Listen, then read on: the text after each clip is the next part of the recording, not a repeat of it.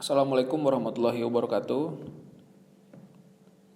Teman-teman abstrak yang berbahagia, perkenalkan nama saya Azhari Setiawan, dosen ilmu hubungan internasional di Fakultas Ilmu Sosial dan Ilmu Politik. Kali ini saya akan bercerita tentang generasi muda yang siap menghadapi tantangan-tantangan, salah satunya mampu untuk menjadi penulis atau siap menjadi penulis gitu. Kenapa menulis? Karena sejarah itu dituliskan gitu. Meskipun sejarah itu dari mulut ke mulut, tetap saja sejarah yang kuat adalah sejarah yang dituliskan. Banyak karya-karya besar itu muncul atau dikenal orang karena ia dituliskan gitu. Pokoknya banyak lah kenapa harus menulis gitu. Dan percuma juga kalau kita banyak membaca tapi kita tidak menyalurkan yang kita baca itu dalam sebuah tulisan. Ini akan menjadi sia-sia gitu. Meskipun di era saat ini banyak format-format lain ya untuk menyalurkan pemikirannya. Ada melalui podcast atau seperti suara saya ini, ada yang melalui video YouTube, ada yang melalui orasi ilmiah, ada yang melalui mimbar bebas dan lain-lain. Tapi salah satu yang paling penting ialah menulis. Di samping cara-cara lain yang juga efektif mungkin dinilai untuk menyampaikan pemikiran-pemikirannya gitu. Bagaimanakah menjadi generasi yang siap untuk menulis? Saya secara pribadi mungkin akan sharing pengalaman saya saja gitu. Untuk siap menjadi penulis, maka kita harus siap untuk menjadi pembaca. Kita menjadi pembaca yang baik, pembaca yang sabar gitu. Kenapa dua itu? Karena membaca itu tidak hanya perlu skill membaca saja, ada skill membaca cepat, ada skill skimming, scanning dan lain-lain itulah. Tapi yang menurut saya paling kuat ya ialah membaca yang sabar. Artinya ketika kita berpindah dari satu kalimat ke kalimat lain, beralih dari satu paragraf ke paragraf lain, kemudian berangsur-angsur dari satu halaman ke halaman lain, bab 1 ke bab 2, terus dan bab selanjutnya, hingga selesai buku itu kita lanjut lagi ke buku yang lain. Itu butuh kesabaran gitu. Saya sendiri adalah orang yang tidak sabar membaca gitu. Saking tidak sabarnya saya kadang ngantuk, ketiduran. Tapi tidak masalah. Biarlah kita ketiduran dalam bacaan kita, namun ketika kita bangun, kita baca lagi. Nah, dengan membaca itulah kita memiliki banyak wawasan gitu. Dari wawasan itulah kita kemudian mensintesiskan pemahaman-pemahaman kita dengan apa yang kita baca tadi. Kemudian kita bisa menyalurkannya dalam tulisan gitu. Lalu bagaimana kita menjadi orang yang siap untuk menulis ketika kita sudah banyak bacaan misalnya? Pertama yang paling kuat itu ialah ide atau gagasan gitu. Ide itu bisa muncul dari banyak hal. Ada yang muncul ide dari keresahan dia terhadap sekitar, baik dari segi ekonomi, secara sosiologi, secara psikologi, politik, dan lain-lain lah pokoknya. Ketika dia mengalami keresahan, pemikirannya akan aktif gitu untuk menghasilkan preposisi yang menyegarkan intelektualitasnya gitu. Nah, dari itulah kemudian dia tuliskan gitu. Selain dari keresahan, ide juga bisa muncul dari inovasi, keinginan manusia untuk terus memperbaharui keadaannya dan memperbaharui sekitarnya gitu. Jadi tidak harus resah dulu baru kita bisa nulis gitu. Kadang kita terpikir melihat sekitar kita, lalu kita berpikir ini bagus nih. Nah, kita tuliskan itu. Selain dari inovasi, kadang penulisan juga bisa muncul, ide untuk menulis itu muncul karena kita ingin menulis saja gitu. Jadi tidak harus ada inovasi, harus ada keresahan. Kita ingin nulis saja gitu. Nah, masing-masing ini punya konsekuensi masing-masing gitu. Yang menulis karena keresahan biasanya menulisnya kritis gitu. Yang ingin menulis saja biasanya menulis karena passion gitu. Nah, jadi masing-masing ada yang menulis fiksi, ada yang menulis ilmiah, kemudian ada juga menulis dengan format research paper, ada yang menulis dengan format buku, novel, status, blog, segala macam itulah. Nah, tapi pada kesempatan kali ini mungkin kita akan bahas tentang penulisan semi-semi ilmiah lah gitu. Jadi tidak ilmiah seperti penelitian apa gitu, tapi kita menulis yang argumentatif. Nah, untuk lebih memfokuskan materi ini atau sharing ini gitu. Jadi menulis yang argumentatif gitu. Sebenarnya apa sih tujuan kita menulis gitu? Nah, tujuan kita menulis itu adalah untuk mempresentasikan dan menjustifikasikan ide kita. Ide kita, ketika ide itu dibaca, orang setuju dan setuju dengan ide kita dan menginspirasi orang, entah itu untuk menulis yang sama atau menulis yang kritis, mengkritisi tulisan kita, atau menginspirasi orang untuk tergerak dengan apa yang kita sampaikan gitu. Nah, gitu. Ada 3 yang harus kita pahami sebagai seorang penulis. Pertama, logik. Nah, menulis itu harus rasional. Kenapa? Karena kita menuliskan itu, kita memasukkan premis-premis kita di situ. Ada premis mayor, premis minor, dan kesimpulan. Ada silogisme yang bermain di situ. Pemikiran-pemikiran yang rasional, yang baik, yang inovatif, itu akan mudah diterima orang. Tapi ide saja tidak cukup gitu, atau pemikiran saja tidak cukup gitu. Maka dia harus dikuatkan dengan yang namanya grammar atau tata bahasa gitu. Ada orang tata bahasanya bagus, tinggi, kata-katanya tinggi, kalimat-kalimatnya bagus, tapi sebenarnya maknanya itu saja gitu. Ada yang idenya bagus, gagasannya bagus, logikanya bagus, tapi tata bahasanya itu amburadul sehingga orang malas untuk baca gitu. Untuk mengerti saja malas gitu. Kita mengenal mungkin di sekolah ya, SPOK gitu, subjek, predikat, objek, keterangan gitu, dan struktur-struktur yang lainnya. Ketika struktur ini tidak diindahkan, meskipun ide kita bagus, logik kita pas gitu, tetap saja tidak bisa gitu. Tata bahasa pun tidak cukup gitu. Harus ada yang namanya yang ketiga, yaitu retorik. Nah, logic, grammar, and retorik. Logic, grammar, retorik ini adalah saya ambil dari Trivium, salah satu cabang dari liberal arts gitu. Dimana manusia yang merdeka dari kebodohan, merdeka dari kesengsaraan, merdeka dari hal-hal negatif lainnya, itulah manusia yang mampu mengartikulasikan logiknya dengan grammar yang baik, kemudian mengkonversi atau menyampaikannya dengan retorika yang bagus. Retorika ini sederhananya pemikiran atau logik tadi disusun dengan grammar yang baik atau tata bahasa yang bagus, kemudian bisa menggerakkan orang. Minimal orang mengangguk dalam hati. Nah, itulah yang namanya retorika yang bagus itu. Ketika dia baca tulisan kita, melihat tata bahasa kita, ada pikiran-pikiran di pembaca itu yang merasa tergerak gitu. Ada yang tergerak sampai melakukan yang dituliskan. Ada yang tergerak secara ide, dia setuju dengan si penulis. Dan ada juga yang setuju atau sebaliknya gitu. Dia tidak setuju. Dia berusaha mengkritik tulisan itu, baik secara tulisan maupun dia pikir ini salah segala macam. Tulisan yang menggerakkan itu adalah tulisan yang bagus menurut saya. Itu tadi logik, grammar, dan retorik. Itu tata bahasa atau cara-cara menyampaikan tulisan.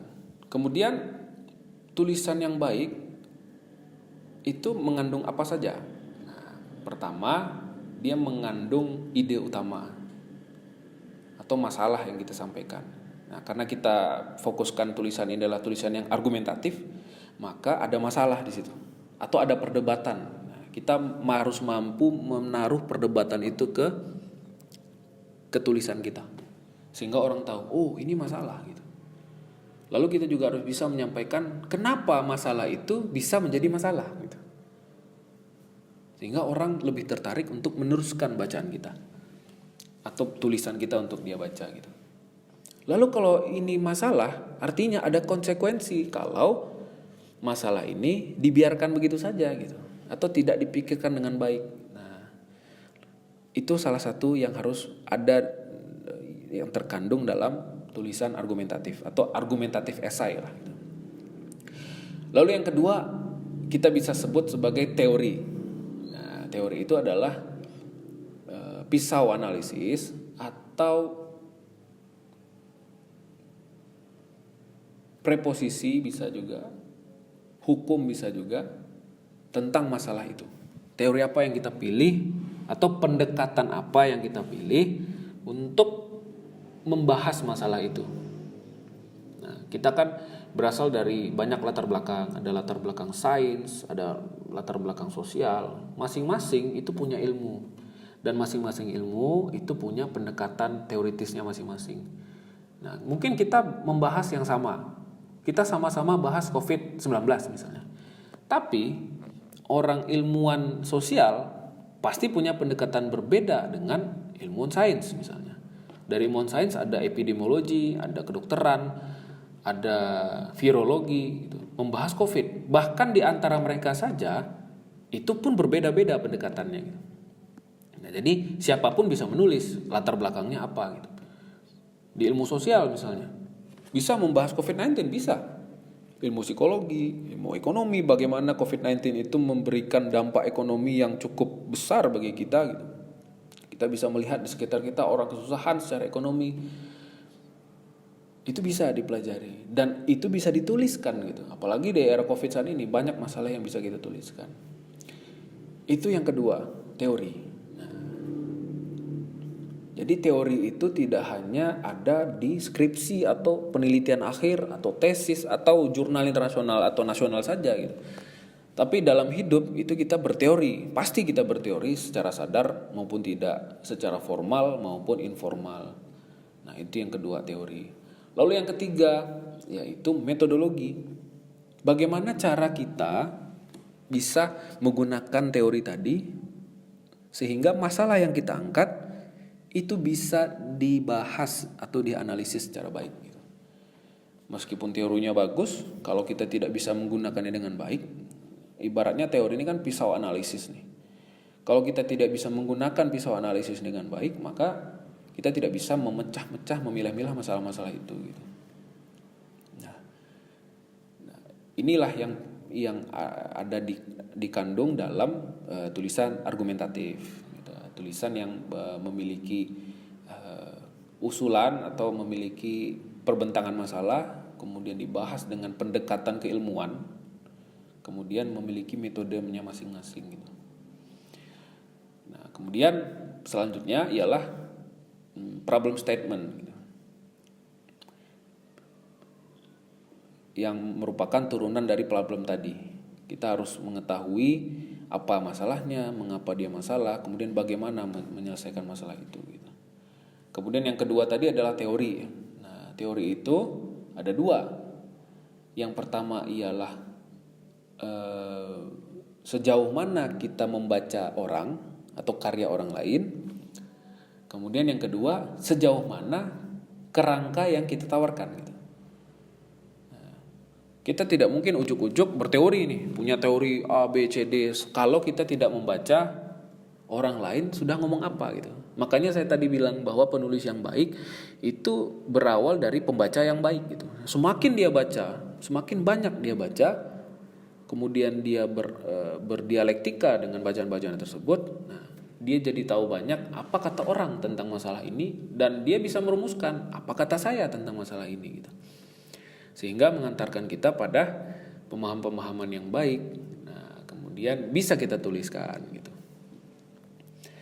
Nah, mungkin itu bagaimana untuk menyiapkan diri menjadi penulis ya. Pertama, kita harus ngerti logic, grammar, dan retorik kita. Kemudian kita mengerti problem statement-nya. Kemudian kita mampu membahas problem statement itu dengan pendekatan-pendekatan keilmuan yang kita kuasai atau yang kita minati. Kemudian bagaimana kita membaca orang lain atau karya orang lain sehingga kita bisa merumuskan bacaan kita sendiri dan menuliskan pemahaman kita sendiri. Dan yang terakhir, yang paling terakhir itu adalah data dan fakta. Nah, meskipun kita berteori tinggi, kita membaca tulisan orang banyak, tetap observasi kita dengan sekitar itu wajib untuk kita pertimbangkan menjadi bahan tulisan kita gitu. Di era yang keterbukaan informasi yang sangat tinggi ini, kita bisa banyak data dari mana-mana. Ada data statistik, ada data kualitatif, ada surat kabar, buku, banyak hal itu sumber data saat ini. Jadi keresahan-keresahan kita, inovasi-inovasi kita, pemikiran-pemikiran kita yang ingin kita salurkan akan menjadi lebih baik lagi kalau kita membahas ini dengan data. Teman-teman abstrak sekalian, mungkin ini brainstorming saja gitu. Bagaimana bisa siap untuk menulis. Nah, kalau untuk teknisnya menulis lagi akan panjang cerita kita gitu. Bagaimana menulis struktur kalimat yang baik, struktur paragraf yang baik sehingga menjadi tulisan yang baik. Apa perbedaan tulisan ilmiah dengan tulisan fiksi, non-fiksi dan lain-lain, itu pilihan sebenarnya. Yang penting apapun formatnya, apapun pendekatannya, ketika kita menulis, pastikan bahwa kita sudah membaca, sehingga kita tidak menulis dari ruang hampa gitu. Perbendaharaan kata kita itu akan banyak dan bagus tergantung dari bacaan kita. Dan yang paling akhir ingin saya sampaikan adalah kita seyogyanya itu tidak membaca sendiri gitu. Makanya dalam Islam itu kita membutuhkan yang namanya seorang guru. Ketika kita membaca, kalau kita membaca begitu saja tanpa ada panduan dari guru yang lebih ahli daripada kita akan tersesat di bacaan kita sendiri gitu. Nah, banyak di luar sana orang membaca tapi pemikirannya kemana-mana karena tidak ada panduan gitu. Meskipun ini adalah era kebebasan akademik ataupun era berpikir merdeka gitu. Nah, jangan sampai hawa nafsu kita itu yang membuat kita menjadi tidak merdeka sebetulnya dari perbandaran kata kita yang banyak itu. Nah, itu yang terakhir, kita perlu guru, minimal punya teman diskusi untuk membaca. Nah, ketika kita berkumpul dalam satu forum, membaca bersama, berdiskusi bersama, hasil diskusi itu juga bisa jadi tulisan. Mungkin itu saja teman-teman abstrak sekalian yang saya banggakan. Teruslah berkarya, teruslah menulis, teruslah membaca apapun itu. Bacalah yang kita minati, yang kita sukai, tulislah yang menjadi passion kita. Dan intinya kalau kita punya keresahan, tuliskan. Kalau kita punya ide untuk inovasi, tuliskan. Atau kalau kita memang suka nulis, ya nulis saja gitu. Terserah mau nulis di status, mau nulis di buku, mau nulis di jurnal. Selama itu ide kita dan kita ikhlas menuliskan ide itu atas diri kita sendiri, tergerak untuk menggerakkan orang lain, insya Allah tulisan itu bisa menjadi amal jariah bagi kita semua. Baik, maafkan saya atas segala kesalahan jika ada kesalahan kata, pengutipan, istilah-istilah yang mungkin salah pengucapannya, atau mungkin pemahaman saya yang berbeda atau salah menurut teman-teman sekalian. Niat kita adalah sharing, brainstorming. Terima kasih sekali lagi saya ucapkan. Wabillahi taufik wal hidayah. Wassalamualaikum warahmatullahi wabarakatuh.